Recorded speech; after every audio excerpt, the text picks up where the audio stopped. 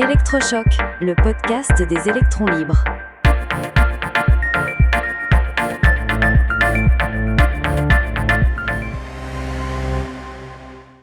Aujourd'hui, nous allons parler d'un sujet qui peut sembler un peu ennuyeux, mais qui est en fait la base de toute bonne gestion financière, l'épargne de précaution. Exactement, Max. On pourrait l'appeler le matelas de sécurité, le coussin financier, peu importe le nom, l'idée est la même. C'est l'argent qui vous sauve la mise en cas de coup dur. Et par coup dur, on ne parle pas forcément d'une catastrophe. Ça peut être la voiture qui tombe en panne, une grosse facture de dentiste imprévue, ou un client qui met du temps à payer une facture importante. Tout à fait. L'épargne de précaution, c'est cette somme que vous pouvez récupérer très rapidement, en quelques heures ou quelques jours, sans avoir à vendre en urgence vos investissements ou à demander un crédit à la consommation.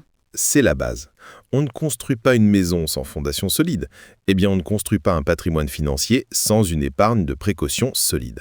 C'est ce qui évite de transformer un investissement de long terme en une perte sèche parce qu'on a besoin de liquidité tout de suite. C'est un point crucial. Il faut bien distinguer cette épargne du reste. Ce n'est pas de l'argent pour la retraite, ni pour acheter un appartement, et c'est certainement pas de l'argent qui attend une bonne opportunité en bourse. Son seul et unique rôle, c'est d'être là, disponible en cas d'imprévu. Alors, la question que tout le monde se pose, combien faut-il mettre de côté ?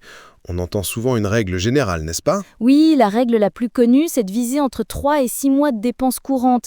Et attention, quand on dit dépenses courantes, on parle de l'essentiel, le loyer ou le crédit, les factures, la nourriture, les assurances.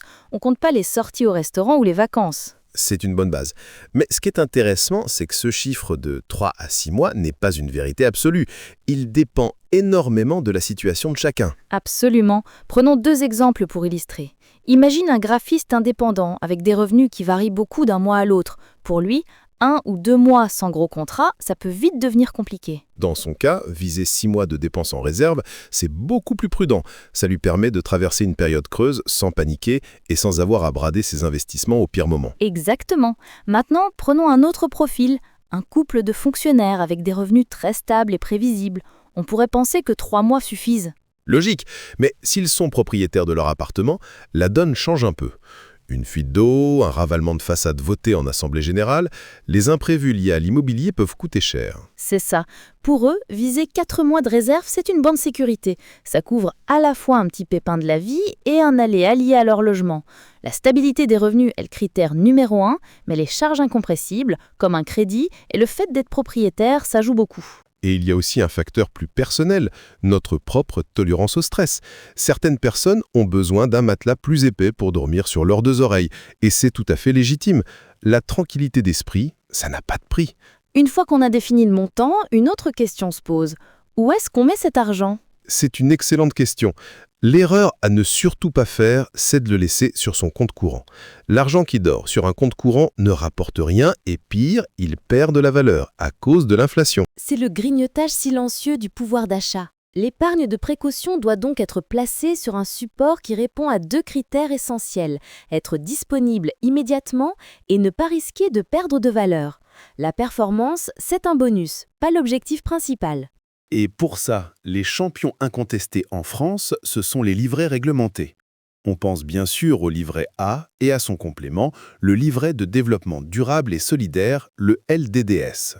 Ils sont parfaits pour ça. L'argent est garanti par l'État, disponible en un clic et les intérêts sont nets d'impôts. On peut aussi penser au livret d'épargne populaire, le LEP, qui offre un taux encore meilleur si on y est éligible selon ses revenus. C'est la première chose à vérifier. Un point important pour les couples, ces livrets sont individuels. C'est une bonne pratique de répartir l'épargne de précaution sur 2 livrets, un au nom de chaque conjoint. Ça garantit une autonomie financière à chacun en cas de problème. C'est une sécurité supplémentaire à ne pas négliger. On entend parfois parler du fonds en euros de l'assurance vie pour cet usage. C'est une bonne idée ? C'est une option, mais avec une nuance. Le fonds en euros peut compléter les livrets, mais pas les remplacer. L'argent est un peu moins disponible, ça peut prendre de quelques jours à 2 semaines pour le récupérer. Et surtout, en cas de crise financière majeure, l'État a le pouvoir de bloquer temporairement les retraits. Ce qui serait précisément le moment où on en aurait le plus besoin. Donc la règle c'est Le socle, au moins 3 mois de dépenses, sur des livrets totalement disponibles comme le livret A. Exactement. Et il faut éviter 2 écueils. Le premier, c'est de n'avoir pas assez d'épargne de précaution. C'est le risque de devoir vendre ses actions en plein crash boursier pour payer une réparation. Et le deuxième écueil, c'est l'inverse. En avoir beaucoup trop, garder des dizaines de milliers d'euros sur des livrets qui rapportent peu, en cas où, alors que son besoin réel est bien plus faible, c'est un coût d'opportunité énorme. C'est de l'argent qui pourrait travailler pour vous sur le long terme, pour préparer votre avenir. L'épargne de précaution, c'est un outil de sécurité, pas un projet de vie. C'est la conclusion parfaite.